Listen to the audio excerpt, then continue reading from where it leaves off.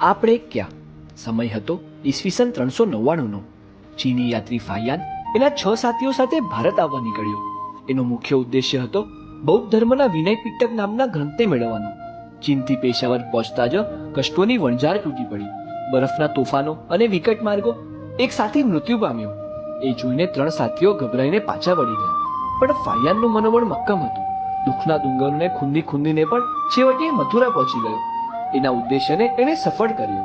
પોતે અપનાવેલા ધર્મના એક ગ્રંથને મેળવવા ખાતર પોતાના પ્રાણોને પણ ન્યોછાવર કરી દેનાર એ ફાહિયાન ક્યાં ને ઠંડે કલેજે આપણા ગ્રંથો ઉપર ધૂળની પથારી અને ઉધઈની ઉજાણી જોનારા આપણે ક્યાં?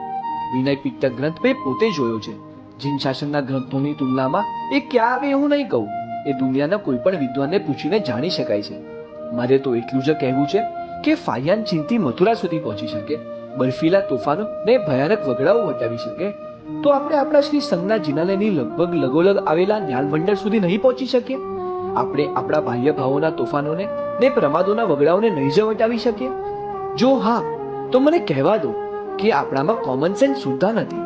વિશ્વનું સર્વોત્કૃષ્ટ જ્ઞાન આપણને મળ્યું, આપણને કોહિનૂર હીરો મળ્યો, આપણને ચિંતામણી રત્ન મળ્યું, ને આપણે એની ઉપેક્ષા કરનારા થઈ ગયા.